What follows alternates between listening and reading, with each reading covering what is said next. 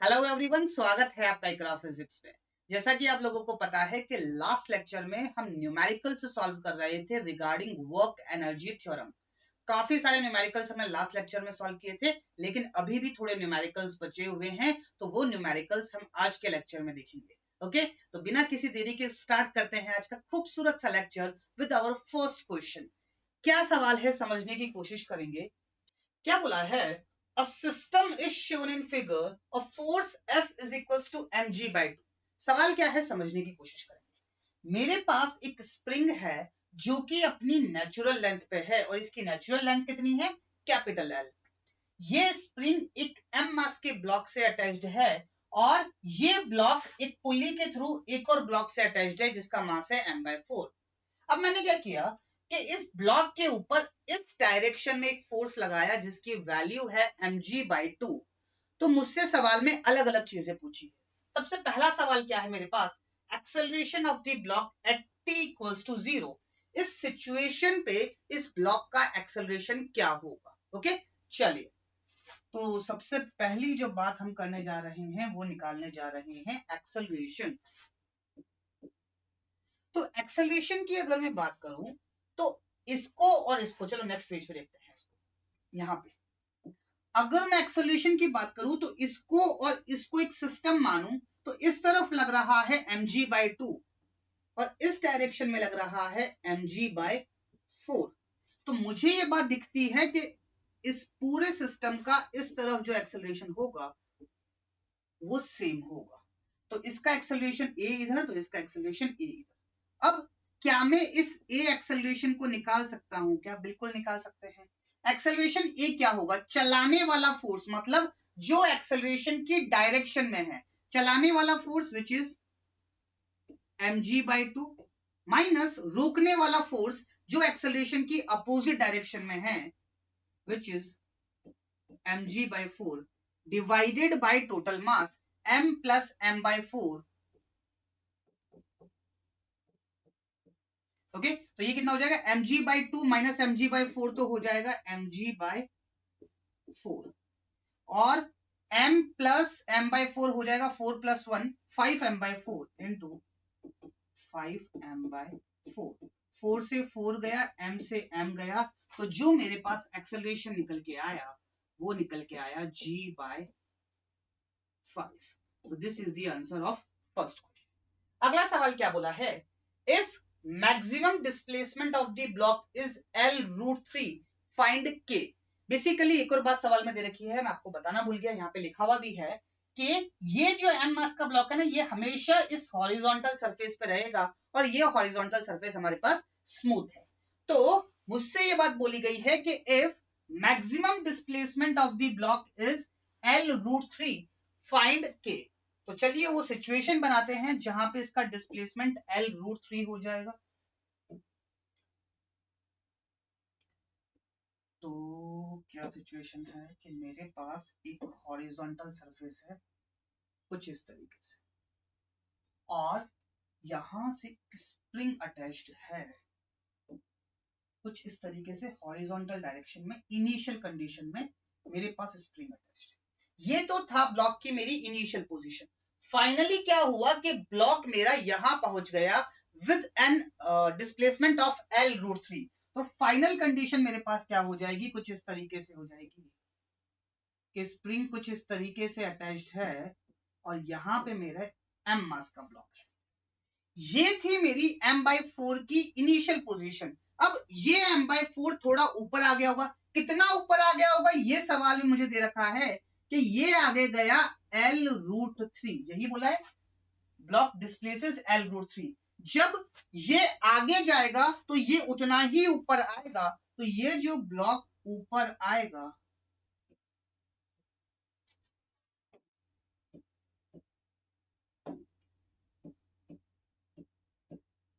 m/4, ये कितना ऊपर आया, अगर मैं इसको हॉरिजॉन्टल को यहां से देखता हूं तो ये आएगा L√3 ऊपर आएगा।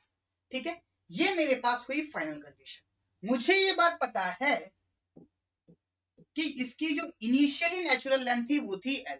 अब बात समझो कि ये L है, ये L√3 है, अगर मैं इस एंगल को थीटा बोलता हूं तो परपेंडिकुलर डिवाइडेड बाय बेस क्या हो जाएगा, टेन थीटा। तो टेन थीटा हो जाएगा L√3 डिवाइडेड बाय L, ये हो जाएगा √3। तो थीटा मेरे पास कितना आ जाएगा, 60 डिग्री। और थीटा अगर मेरे पास 60 डिग्री आ गया तो क्या मैं ये लेंथ निकाल सकता हूं क्या कि ये लेंथ कितनी है। अगर थीटा मेरे पास 60 डिग्री है तो साइन थीटा कितना बनेगा, साइन थीटा बनेगा परपेंडिकुलर डिवाइडेड बाय हाइपोटेनियस। तो perpendicular divided by hypotenuse, perpendicular है L√3 डिवाइडेड बाय हाइपोटेनियस, और साइन 60 कितना होता है, √3/2। तो ये √3 से ये √3 गया, हाइपोटेनियस मेरे पास आया 2L। तो ये जो लेंथ मेरे पास आई ये आई 2L। अब बात समझो कि ये है मेरे पास final length of the spring, और नेचुरल लेंथ स्प्रिंग की कितनी थी, L। तो क्या मैं ये बात बोल सकता हूं क्या कि इस स्प्रिंग के अंदर एक्सटेंशन आया कितने का, एक्सटेंशन आया L का। नेचुरल लेंथ L थी, अभी लेंथ 2L है, तो क्या मैं ये बात बोल सकता हूं कि इस स्प्रिंग के अंदर जो एक्सटेंशन आया वो आया L का। अब मुझे क्या करना है, वर्क एनर्जी थ्योरम लगाना है। कहां से कहां तक, इनिशियल पोजीशन से लेके फाइनल पोजीशन तक, वहीं से मेरा के निकल के आएगा। चलिए देखते हैं किस तरीके से वर्क एनर्जी थ्योरम लगेगा। वर्क सेकंड पार्ट का मैं आंसर निकालने जा रहा हूं। तो वर्क एनर्जी थ्योरम, सबसे पहली बात कौन कौन से फोर्सेस लग रहे हैं। फोर्स लग रहा है gravitation force, work done by gravitation force, plus work done by spring force, plus work done by normal force. और कोई फोर्स लग रहा है क्या, ये एक एक्सटर्नल फोर्स भी लग रहा है, plus work done by external force. It should be equals to K final minus K initial.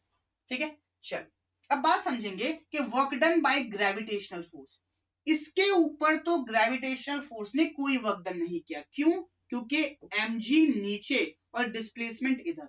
लेकिन इसके ऊपर ग्रेविटेशनल फोर्स ने वर्क डन किया। क्यों, क्योंकि mg/4 नीचे और ऊपर की तरफ जो डिस्प्लेसमेंट हुआ वो हुआ L√3। तो वर्क डन कितना हो जाएगा, minus mg/4 into L√3 plus work done by spring force. Spring force का वर्क डन हम कैसे लिखते हैं, u initial minus u final से। तो u इनिशियल तो मेरे पास 0, क्योंकि इनिशियली स्प्रिंग मेरी नेचुरल लेंथ पे थी।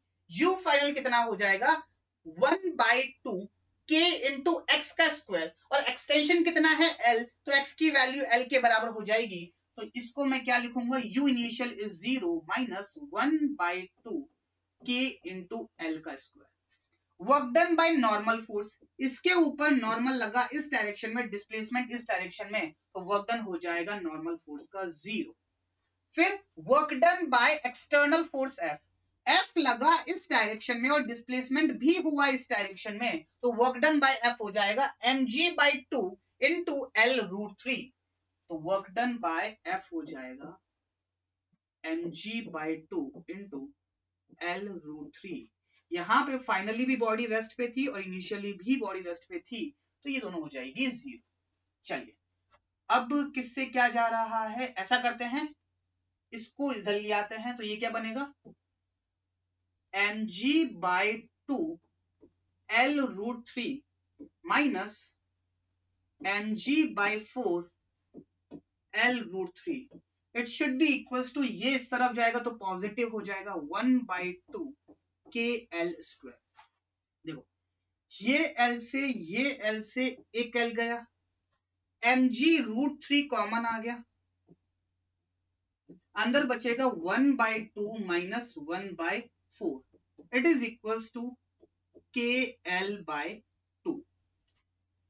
अब मुझे निकालना है K, तो 2 इधर आएगा तो ये आएगा 2 mg√3 डिवाइडेड बाय L इधर आएगा, 1/2 माइनस 1/4 बनेगा 1/4। It is equals to K।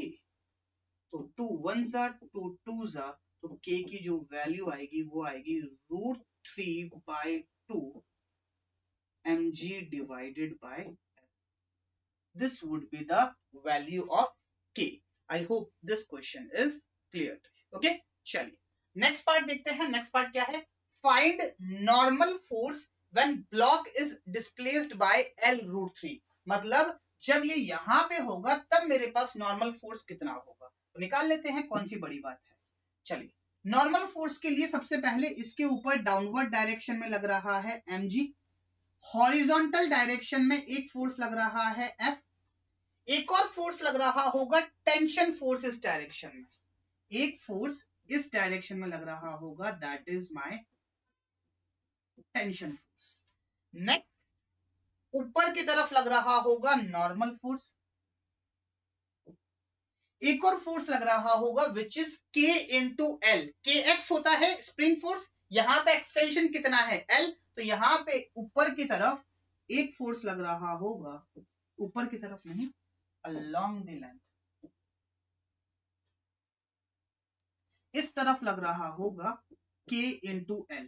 अब ये एंगल 60 डिग्री है, तो क्या मैं ये बात बोल सकता हूं कि ये एंगल भी 60 डिग्री होगा?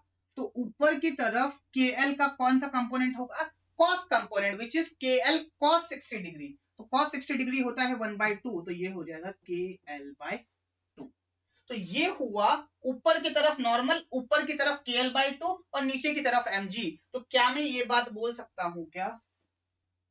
Normal plus KL/2 it should be equals to mg, और k की वैल्यू कितनी आई? √3/2 mg/l। Normal it is equals to mg minus KL/2, it is equals to mg minus L/2, k की वैल्यू पुट कर देते हैं, √3/2 mg divided by l। This is the value of k into L/2। इससे ये गया, तो ये कितना आ गया? mg1 minus √3/4। This would be the value of normal. I hope this question is clear to you. अच्छा, एक और बात, क्या बात? कि यहां पे आपके मन में आ रहा होगा सर टेंशन फोर्स, इस हमने जो वर्क एनर्जी थ्योरम लिखा उसमें टेंशन फोर्स क्यों नहीं लिखा? क्योंकि टेंशन फोर्स हमारे पास इंटरनल कंजर्वेटिव फोर्स है। कैसा है? Internal conservative force. और जब हमने कल का लेक्चर स्टार्ट किया था तब ये बात डिस्कस की थी कि इंटरनल कंजर्वेटिव फोर्सेस का जो वर्क डन होता है वो होता है 0। तो यहाँ पे आप चाहो तो work done by tension force भी लिख सकते हो, लेकिन इसका वर्क डन जो हो जाएगा वो 0 ही हो जाएगा। क्यों? क्योंकि इंटरनल कंजर्वेटिव फोर्सेस का जो वर्क डन होता है वो होता है 0। I hope this question is clear to you. क्या बोला है? A ball of mass 4 kilogram is pushed from the top of a mountain with velocity 10 metre पर सेकेंड। बेसिकली मेरे पास सिचुएशन क्या है, एक माउंटेन है और यहाँ पे एक बॉल रखी हुई है जिसका मास है 4 किलोग्राम, और इसको यहाँ से पुश दिया गया with a velocity of 10 metre पर सेकेंड। मतलब इसकी इनिशियल वेलोसिटी हो गई 10 मीटर पर सेकेंड। तो फाइनली क्या हुआ कि ये जो सरफेस है माउंटेन की, ये रफ सरफेस है, तो वेलोसिटी इधर, तो फ्रिक्शन इसके अपोजिट डायरेक्शन लगेगा, तो इस वेलोसिटी को डिक्रीज करेगा। और मुझे सवाल में ये बात दे रखी है कि जब बॉल यहाँ पे पहुंची तो इसकी जो फाइनल वेलोसिटी हो गई ये हो गई 0। तो मुझसे सवाल में ये बात पूछी है कि फ्रिक्शन का वर्क डन क्या होगा। अब बात समझेंगे कि अगर मुझे फ्रिक्शन का वर्क डन निकालना है तो इस पाथ की लेंथ निकालनी पड़ेगी। Friction is a tangential force, और टेंजेंशियल फोर्स है तो इस पाथ की लेंथ निकालनी पड़ेगी, और पाथ की लेंथ तो निकालनी ही पड़ेगी। प्लस यहाँ पे जो फ्रिक्शन होता है बेसिकली हम क्या बोलते हैं, म्यू mg cos थीटा। अब यहाँ पे थीटा भी हर पॉइंट पे चेंज हो रहा है, तो फ्रिक्शन का मैग्नीट्यूड भी हर पॉइंट पे चेंज हो रहा है, और फ्रिक्शन का मैग्नीट्यूड हर पॉइंट पे चेंज हो रहा है, तो F इंटू पाथ लेंथ तो हम लगा ही नहीं सकते। क्यों नहीं लगा सकते? क्योंकि वो फॉर्मूला सिर्फ और सिर्फ तब लगता है जब F का मैग्नीट्यूड सेम हो, तो वो चीज भी हम नहीं लगा सकते। स्टिल वर्क एनर्जी थ्योरम का मैजिक देखना कि आप वर्क डन बाय फ्रिक्शन आराम से निकाल सकते हो। तो मैं क्या कर रहा हूं, यहां से लेके यहां तक वर्क एनर्जी थ्योरम लगा रहा हूं।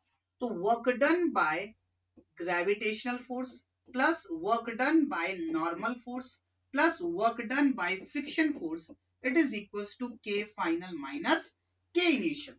Work done by gravitation force, gravitation force में तो किसी चीज की कोई दिक्कत ही नहीं है। आप तो मुझे इतना बता दो कि वर्टिकल डायरेक्शन में कितना मूव करिए, वर्टिकल डायरेक्शन में मूव करी 10 मीटर, mg लगेगा डाउनवर्ड डायरेक्शन में जिसकी वैल्यू होगी 40, तो work done by gravitation force हो जाएगा 40 into 10 plus work done by normal force तो हुआ 0, क्यों? क्योंकि हर पॉइंट पे फोर्स और डिस्प्लेसमेंट के बीच में जो एंगल है वो है 90 degree, plus work done by friction force मुझे निकालना है, it should be equals to k final is my 0 minus k initial is 1/2 into 4 into 10 का square is 100, 2 1s are 2 2s are, तो work done by friction force हो गया, ये हो गया -200, ये 400 इस तरफ जाएगा तो -400, तो वर्क डन बाय फ्रिक्शन जो निकल के आएगा वो आएगा -600 जूल।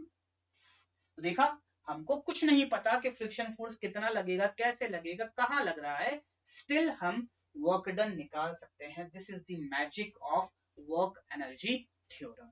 ओके, चलिए आगे बढ़ते हैं और अगला सवाल देखते हैं। अगला सवाल क्या है, मेरे पास क्या है, a block of mass m is taken on a smooth surface. अब मेरे पास क्या है कि एक स्मूथ सरफेस है और इस स्मूथ सरफेस के ऊपर मैं क्या कर रहा हूं, एक ब्लॉक ऑफ मास लेके जा रहा हूं।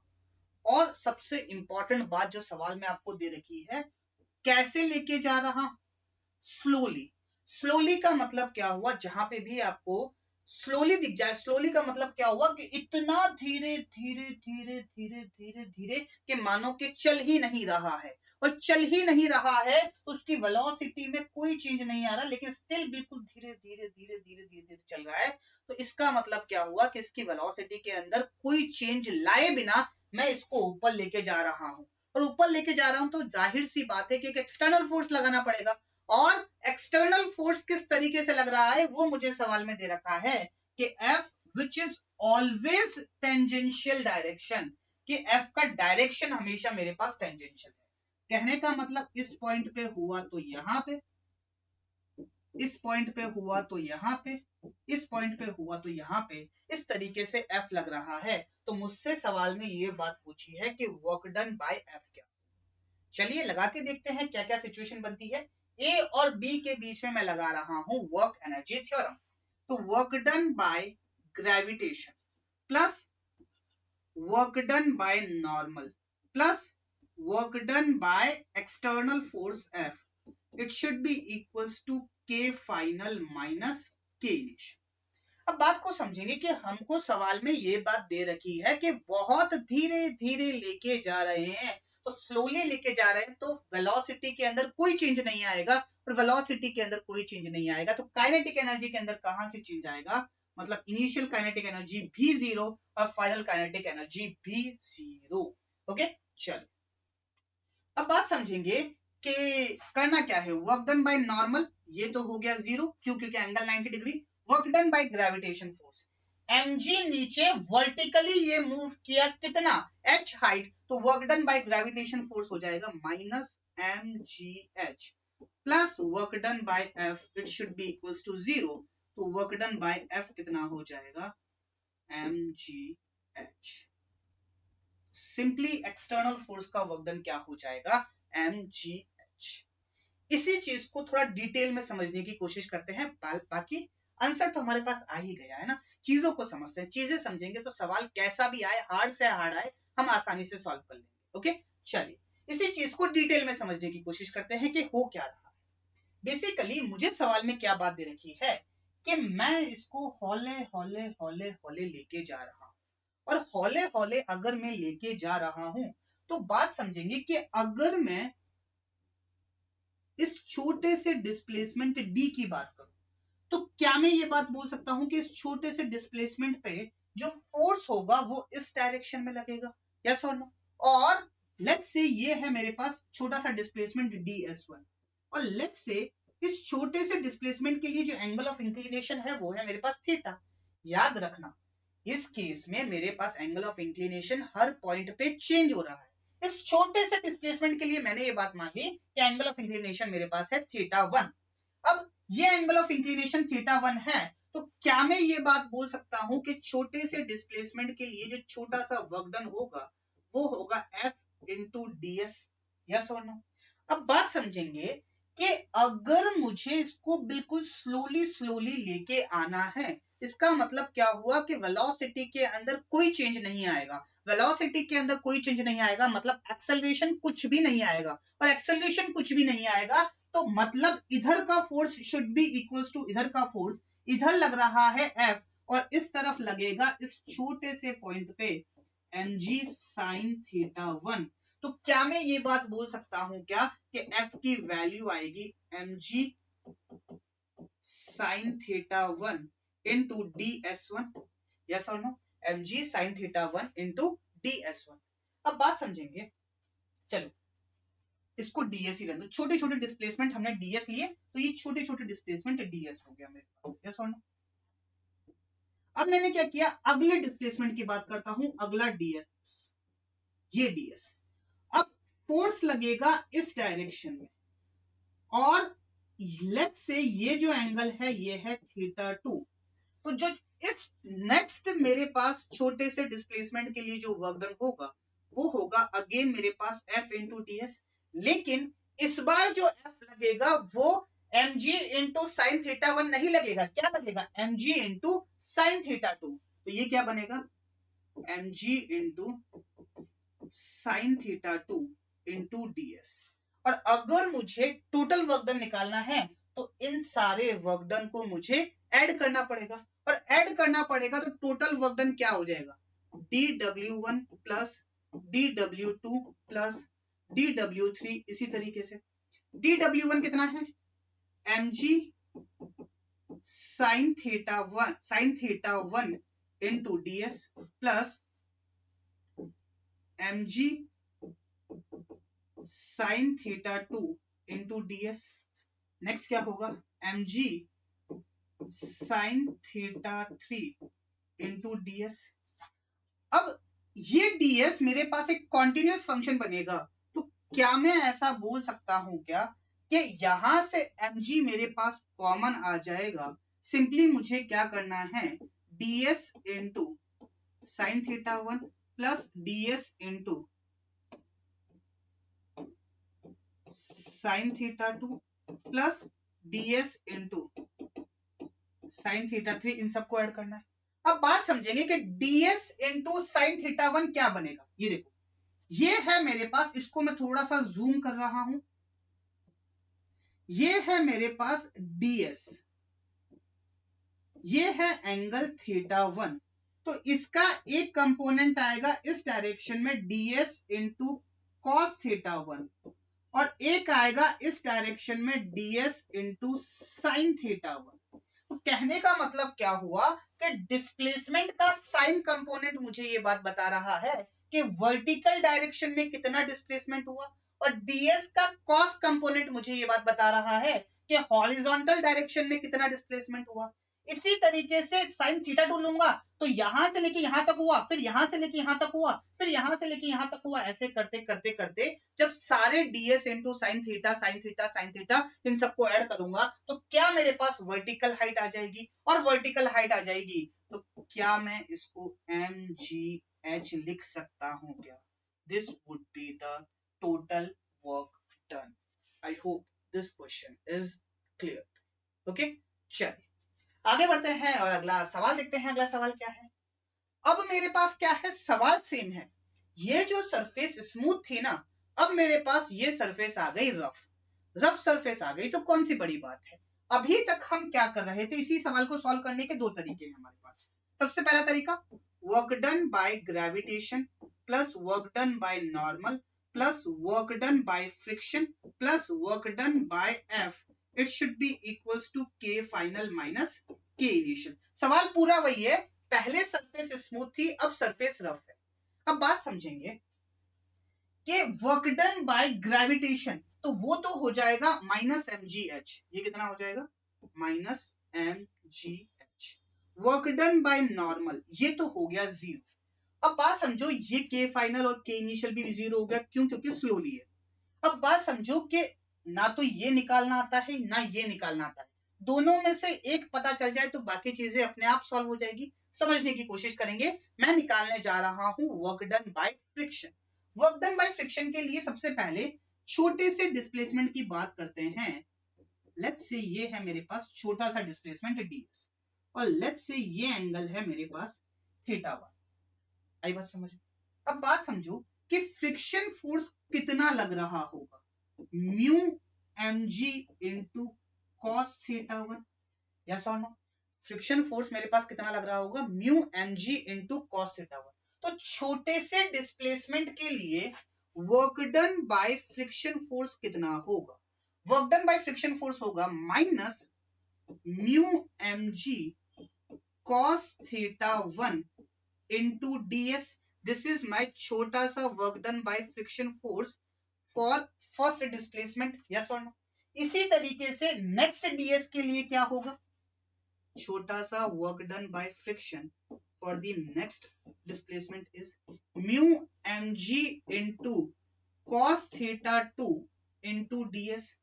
इसी तरीके से अलग अलग पॉइंट पे थीटा की वैल्यू अलग अलग आएगी, तो जो हमारा फ्रिक्शन फोर्स होगा वो भी मेरे पास अलग अलग आएगा। और फ्रिक्शन फोर्स मेरे पास अलग अलग आएगा तो मैं क्या कर सकता हूं, इन सबको ऐड ही तो करना है। तो total work done by friction force ये कितना हो जाएगा, म्यू mg तो कॉमन ले लो, ds into cos theta 1 plus ds into cos theta 2 plus ds into cos theta 3 and so on.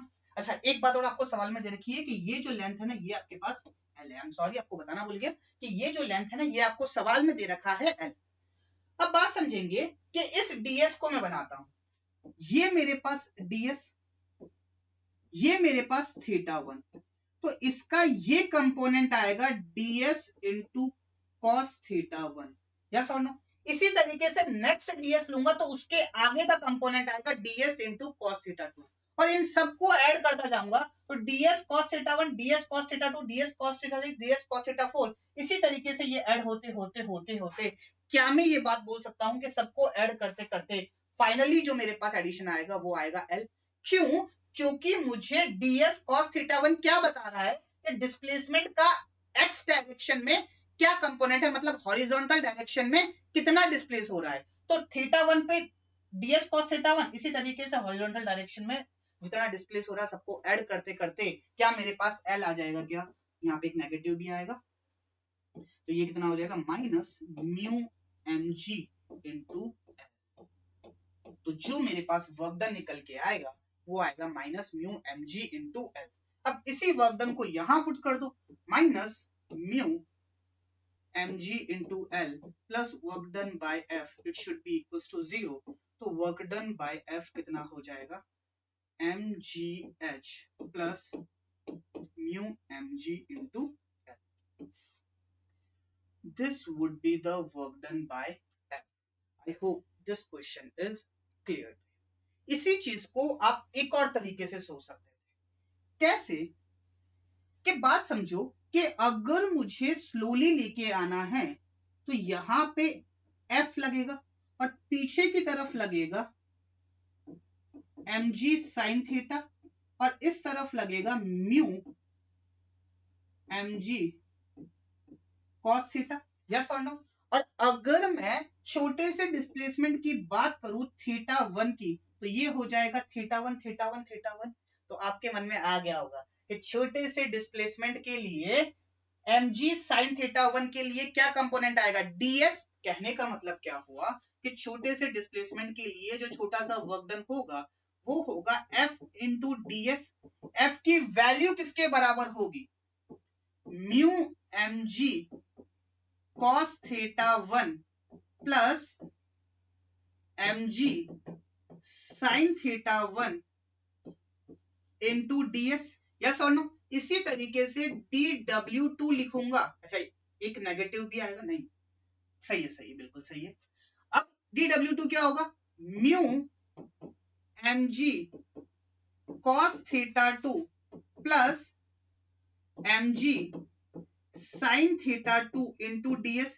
इसी तरीके से जब टोटल वर्क डन निकालना होगा तो ये सारी टर्म ऐड होगी और ये सारी टर्म ऐड होगी, ds इंटू साइन थीटा, ये मुझे सब ऐड करते करते करते क्या देगा, वर्टिकल हाइट, और ds into cos theta add करते करते करते क्या देगा, हॉरिजॉन्टल हाइट, तो ये क्या बनेगा म्यू mg, इन सबको ऐड करते करते क्या बनेगा l प्लस इन सबको ऐड करते करते क्या बनेगा mg इंटू h, h या कैपिटल H जो भी दे रखा है mg इंटू h।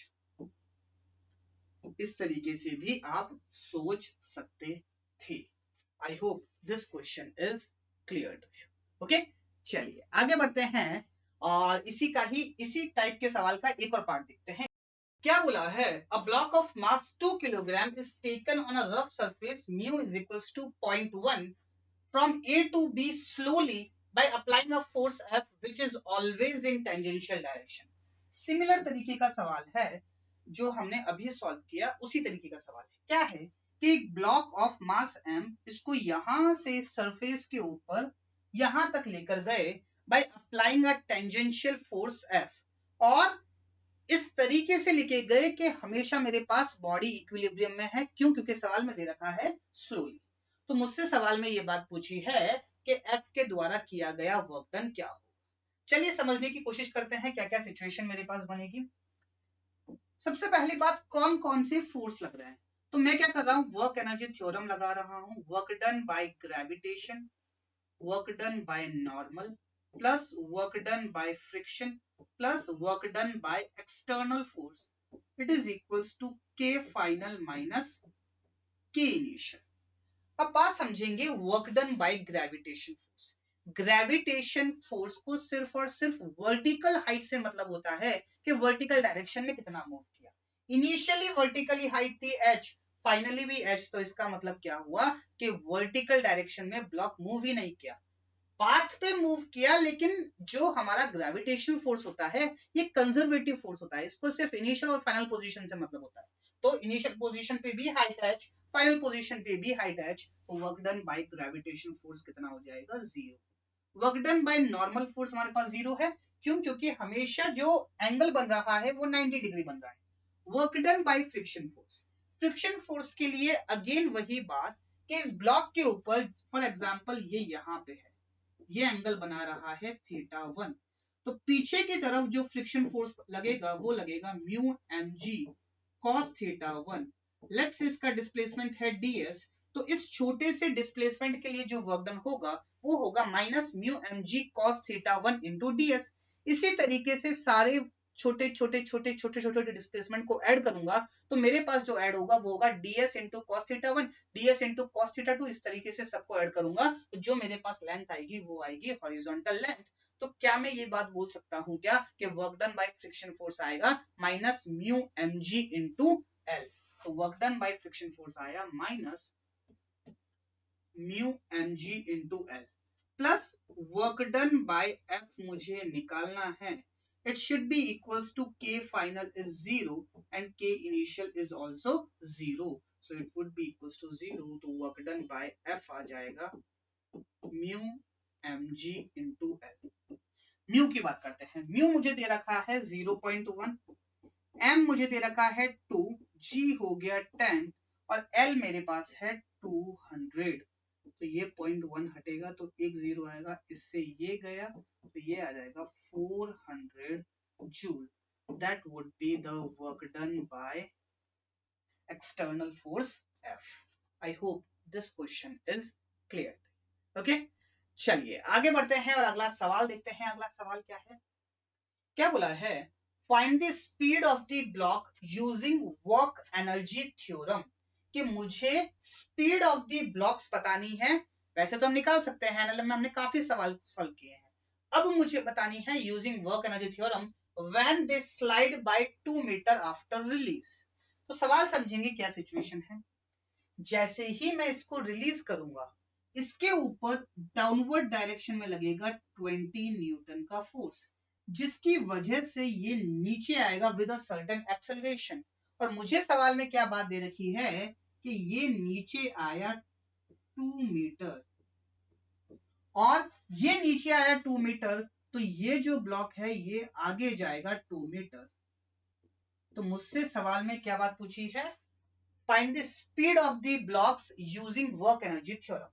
अब बात समझेंगे कि इसकी अगर मैं स्पीड जब ये यहां पे होगा उस टाइम v बोल रहा हूं, तो क्या मैं ये बात बोल सकता हूं कि इसकी स्पीड भी उस टाइम v ही होगी? यस और नो?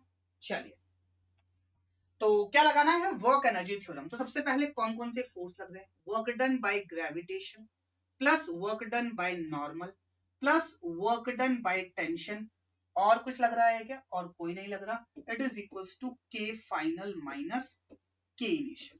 अब मुझे सिस्टम पे वर्क एनर्जी थ्योरम लगाना है, इस पे नहीं लगा रहा, इस पे नहीं लगा रहा, पूरे सिस्टम पे वर्क एनर्जी थ्योरम लगा रहा हूं। तो सबसे पहले वर्क डन बाय ग्रेविटेशन। तो इस पे ग्रेविटेशन ने कितना काम किया? 20 into 2, yes or no, which is 40 joule. Work done by normal, इसके ऊपर तो नॉर्मल लग नहीं रहा। अच्छा, इसके ऊपर ग्रेविटेशन ने कितना काम किया? इसके ऊपर वर्क डन बाय जो ग्रेविटेशन हो जाएगा वो हो जाएगा 0। क्यों? क्योंकि ग्रेविटेशन फोर्स लग रहा है डाउनवर्ड डायरेक्शन में 10 न्यूटन और डिस्प्लेसमेंट इस डायरेक्शन। नेक्स्ट है हमारे पास वर्क डन बाय नॉर्मल। इसके ऊपर तो नॉर्मल लग ही नहीं रहा, इसके ऊपर लग रहा है नॉर्मल इस डायरेक्शन में, लेकिन डिस्प्लेसमेंट इस डायरेक्शन में है, तो वर्क डन बाय नॉर्मल कितना हो जाएगा? 0। और याद करो, जब भी हम सिस्टम के ऊपर वर्क एनर्जी थ्योरम लगाएंगे, अगर इंटरनल फोर्स मेरे पास टेंशन या नॉर्मल है, तो मैं उसका वर्क डन क्या लिखूंगा? 0। तो इसका वर्क डन हम क्या लिखेंगे? 0। It should be equals to K final. तो 1/2 इसकी फाइनल काइनेटिक एनर्जी कितनी होगी? 1/2 m है 2 इंटू v का स्क्वायर, तो 1/2 इंटू 2 इंटू v का स्क्वायर। अभी सिस्टम की लिख रहे हैं, सिस्टम की लिख रहे हैं, तो इसकी भी आएगी प्लस इसकी भी आएगी, तो 1/2 1 इंटू v का स्क्वायर। ये हुई final kinetic energy minus initially system को रिलीज किया, तो इसकी भी 0 और इसकी भी 0, तो 0 प्लस 0। ओके, चलिए, तो क्या करो? v स्क्वायर को कॉमन ले लो, 40 it is equals to v square. ये बनेगा 1 प्लस 1/2, ये 2 से 2 गया तो 1 प्लस 1/2, तो 40 it is equals to v square into 3/2। तो v स्क्वायर की वैल्यू आ जाएगी 80 डिवाइडेड बाय 3, तो v की वैल्यू आ जाएगी रूट 80/3 मीटर पर second. I hope this question is clear to you. तो इस तरीके से आप वर्क एनर्जी थ्योरम सिस्टम के ऊपर लगा सकते हैं। ओके, चलिए आगे बढ़ते हैं और अगला सवाल देखते हैं। अगला सवाल क्या है? क्या बोला है? Find the speed of the blocks using work energy theorem when 5 kilogram block slides by 2 meter when system is set free। मुझे क्या सिचुएशन दे रखी है कि इस सिस्टम को फ्रीली सेट कर दिया गया, फ्रीली सेट कर दिया गया, तो ये ब्लॉक नीचे आएगा, लेट्स से 2 मीटर ये नीचे आया, तो लेट्स से जब इसकी वेलोसिटी है v, तो ये वाला ब्लॉक थोड़ा ऊपर जाएगा, यस और नो? इस ब्लॉक को मैं थोड़ा ऊपर में साइड में बना रहा हूं, और कितना ऊपर गया? ये लेट्स से इसको मैंने बोला x, यस और नो? तो सबसे पहली बात, ये x कितना होगा वो बात निकालते हैं। ओके, बाकी बातें बाद में करेंगे। तो ये x कितना होगा, इस बात का हम कैसे पता लगाएंगे? रिगार्डिंग कौन सा? वो जोड़ो घटाओ मेथड, पॉइंट बना के, स्ट्रिंग कंस्ट्रेंट। ये फर्स्ट पॉइंट, ये सेकंड पॉइंट, ये थर्ड पॉइंट, ये फोर्थ पॉइंट, ये फिफ्थ पॉइंट और ये सिक्स्थ पॉइंट। तो फर्स्ट पॉइंट का डिस्प्लेसमेंट 0, सेकंड पॉइंट का डिस्प्लेसमेंट ऊपर की तरफ है, तो ये लेंथ को घटाएगा तो -x, थर्ड पॉइंट के लिए भी -x, फोर्थ और फिफ्थ तो फिक्स्ड है, तो इनका 0 प्लस 0 प्लस सिक्स्थ पॉइंट नीचे की तरफ 2 मीटर गया, तो ये लेंथ को बढ़ाएगा तो +2, it should be equals to 0, तो -2x प्लस 2 इक्वल्स टू 0, तो x की वैल्यू हो जाएगी 1 मीटर। तो कहने का मतलब क्या हुआ कि जब ये नीचे 2 मीटर जाएगा तो ये ऊपर जाएगा 1 मीटर। ओके, अब मुझसे सवाल में क्या पूछा है? स्पीड ऑफ द ब्लॉक, मतलब अगर मैं इसकी वेलोसिटी, इसकी स्पीड यहाँ पे v बोल रहा हूं और इसकी स्पीड v' बोल रहा हूं, तो मुझे v और v' की वैल्यू निकालनी है। अब बात समझेंगे कि हमने डिस्प्लेसमेंट का रिलेशन निकाला कि ये 2 मीटर नीचे गया तो ये 1 मीटर ऊपर जाएगा। सिमिलरली क्या मैं वेलोसिटी का रिलेशन निकाल सकता हूँ क्या? बिल्कुल निकाल सकता हूँ। सेम ही कंडीशन बनेगी, जो डिस्प्लेसमेंट का रिलेशन निकला वही वेलोसिटी का निकला। तो अगर ये v है तो क्या मैं ये बात बोल सकता हूँ क्या कि ये जो v डैश होगा ये v/2 होगा? यस और नो? चलिए अब मैं क्या कर रहा हूँ, इस पूरे सिस्टम के ऊपर वर्क एनर्जी थ्योरम लगा रहा हूँ। कौन कौन से फोर्स लग रहे हैं? Work done by gravitational force plus और कोई फोर्स लग रहा है क्या? और कोई फोर्स नहीं लग रहा। It is equal to tension force का वर्क डन हमारे पास 0 होता है, तो आप जब भी सिस्टम पे लगाओ तो टेंशन फोर्स का वर्क डन लिखने की भी जरूरत नहीं है। ओके चलिए, it is equal to K final minus K initial. It is equal to K final minus K initial. Work done by gravitational force, इसके ऊपर ग्रेविटी ने कितना काम किया?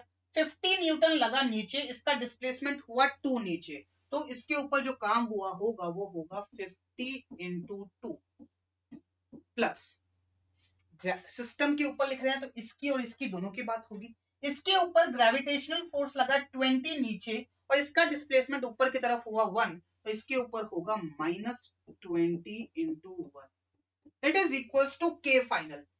इसकी फाइनल वेलोसिटी कितनी होगी? 1/2 5 इंटू वी का स्क्वायर, 1/2 5 इंटू वी का स्क्वायर प्लस इसकी फाइनल वेलोसिटी कितनी होगी? 1/2 2 इंटू v/2 का स्क्वायर, 1/2 इंटू 2 इंटू v/2 का स्क्वायर। यस और नो? और इनिशियली सिस्टम को रिलीज किया तो इनिशियल काइनेटिक एनर्जी कितनी हो जाएगी? 0 + 0। ओके चलिए, तो ये कितना हो गया? 100 - 20 is 80। It is equals to v square बाहर ले लो, v स्क्वायर बाहर आ गया, अंदर की तरफ यहां बचेगा 5/2 प्लस यहां से v स्क्वायर बाहर आया, ये 2 से ये 2 गया, 1/4 1/4। तो 80 इंटू वी स्क्वायर, एलसीएम आ जाएगा 4, 10 + 1 इज 11, तो ये कितना हो जाएगा? वी स्क्वायर की वैल्यू हो जाएगी 240 डिवाइडेड बाय 11, तो v की वैल्यू आ जाएगी √240 डिवाइडेड बाय 11। ये तो आई v की वैल्यू, और v डैश की वैल्यू कितनी आ जाएगी? 1/2 √240/11। I hope this question is clear to you. इसी तरीके से आप इन सवालों को अटेम्प्ट करोगे। ओके चलिए आगे बढ़ते हैं और अगला सवाल देखते हैं। अगला सवाल क्या है? क्या बोला है? सवाल को समझेंगे कि मेरे पास एक स्प्रिंग मास सिस्टम है, एक मास है m1, एक मास है m2। मैंने क्या किया, इसको अपनी नेचुरल लेंथ पे रख के एक रफ सरफेस के ऊपर रखा जिसका कोफिशिएंट ऑफ फ्रिक्शन है म्यू। अब मैं क्या कर रहा हूं, इसके ऊपर एक एक्सटर्नल फोर्स F लगा रहा हूं, और जैसे ही एक्सटर्नल फोर्स F लगाऊंगा तो इनिशियल स्टेज पे क्या होगा? F लगाया, पीछे की तरफ फ्रिक्शन लगा, कौन सा? Static friction. तो इस ब्लॉक को मूव नहीं करने दिया। धीरे धीरे धीरे धीरे धीरे मैं F की वैल्यू बढ़ाऊंगा तो क्या होगा कि पीछे की तरफ जो फ्रिक्शन लगेगा, स्टैटिक फ्रिक्शन फोर्स, उसकी वैल्यू बढ़ेगी। एक टाइम आएगा जब स्टैटिक फ्रिक्शन बढ़ते बढ़ते बढ़ते मेरे पास कितना हो जाएगा? लिमिटिंग फ्रिक्शन के बराबर। और उससे अगर मैं हल्का सा F की वैल्यू बढ़ाऊंगा तो ये ब्लॉक मूव करने लग जाएगा। जैसे ही ब्लॉक मूव करने लगेगा, स्प्रिंग के अंदर आएगा इलोंगेशन। इलोंगेशन आएगा तो पीछे की तरफ लगेगा एक kx, जो kx इसके ऊपर पीछे की तरफ लगा वही kx इसके ऊपर इस तरफ लगेगा, और इस तरफ अगर kx लगेगा तो बेसिकली क्या होगा? इसको पीछे फ्रिक्शन रोकेगा। तो x की एक वैल्यू आएगी, जब ये अपनी लिमिटिंग वैल्यू को पार कर जाएगा तो x की वो वैल्यू निकाल के हमको f की वो वैल्यू निकालनी है ताकि ये ब्लॉक मूव करने लग जाए। आई होप आपको सवाल समझ में आया होगा। A constant force F starts acting on M2. Find minimum value of F to just move the block M1. I hope the question is clear. चलिए तो लेट्स से वो सिचुएशन बनाते हैं, चीजों को सॉल्व करते हैं। ये है मेरे पास M1 और लेट्स से स्प्रिंग के अंदर कुछ इलोंगेशन आया और ये है मेरे पास F, और लेट्स से ये कुछ सरफेस पे इस तरीके से। अब बात समझो कि स्प्रिंग के अंदर इलोंगेशन लेट्स से x है, तो इसके ऊपर इस डायरेक्शन में एक kx लगने लगेगा। और क्योंकि मुझे ये बात पता है कि इसको मुझे जस्ट मूव ही कराना है, तो क्या मैं ये बात बोल सकता हूं क्या कि पीछे की तरफ जो म्यू m1g लग रहा होगा it should be equals to kx। तो x की वैल्यू कितनी आ जाएगी, म्यू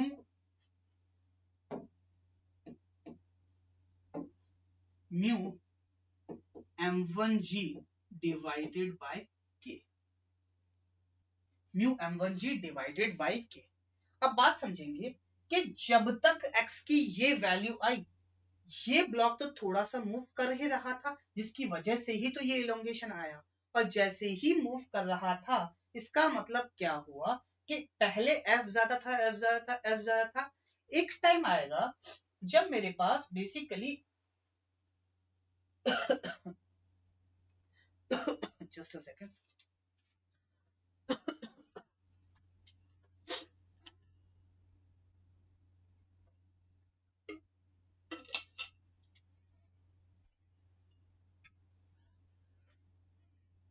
तो एक टाइम आएगा जब ये मूव करने लग जाएगा, ये मूव करने लग जाएगा। अगर इसकी वेलोसिटी उस टाइम 0 से हल्की सी भी ज्यादा हुई, तो ये x हल्का सा ज्यादा होगा और ये x हल्का सा ज्यादा होगा, तो kx म्यू m1g से हल्का सा ज्यादा होगा और ये ब्लॉक मूव करने लग जाएगा। ओके, तो चलिए देखते हैं किस तरीके से सिचुएशन होगी।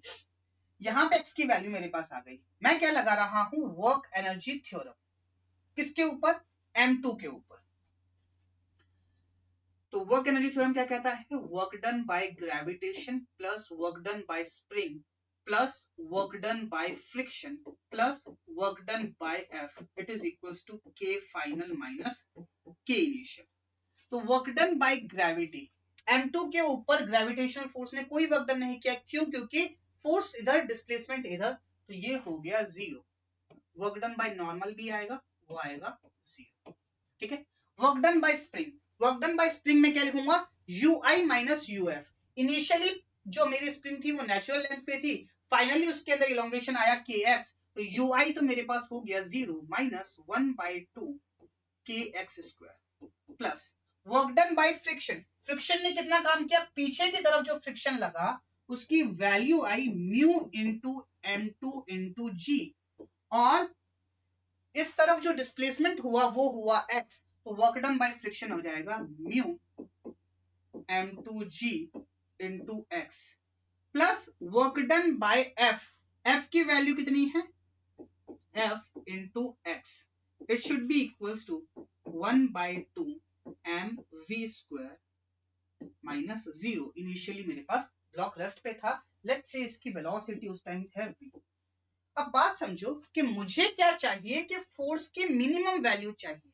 फोर्स की मिनिमम वैल्यू चाहिए तो वेलोसिटी की भी मिनिमम वैल्यू होनी चाहिए, और वेलोसिटी की मिनिमम वैल्यू होनी चाहिए तो वेलोसिटी की मिनिमम वैल्यू कितनी होनी चाहिए, 0। मतलब 0 से हल्का सा भी अगर आगे बढ़ गया, 0 से हल्की सी भी ज्यादा हुई, तो ये हल्का सा आगे बढ़ेगा तो x हल्का सा ज्यादा हो जाएगा, और x हल्का सा ज्यादा हो जाएगा तो पीछे की तरफ जो स्टैटिक फ्रिक्शन फोर्स की मैक्सिमम वैल्यू है उसको ये पार कर जाएगा। तो हम, आपको पता है न्यूमेरिकल पर्पस के लिए इसको हम 0 मान सकते हैं। तो यहां से क्या होगा, x से एक x और ये x गया, f की जो वैल्यू आई वो आई kx/2 minus plus mu into m2g, this would be the value of f। जहां पे जाके क्या होगा कि ये ब्लॉक मूव करने लग जाएगा। आई hope this question is clear. Okay, तो आज के लिए इतना ही। नेक्स्ट लेक्चर में हम देखेंगे conservation of mechanical energy. Okay, thank you so much everyone.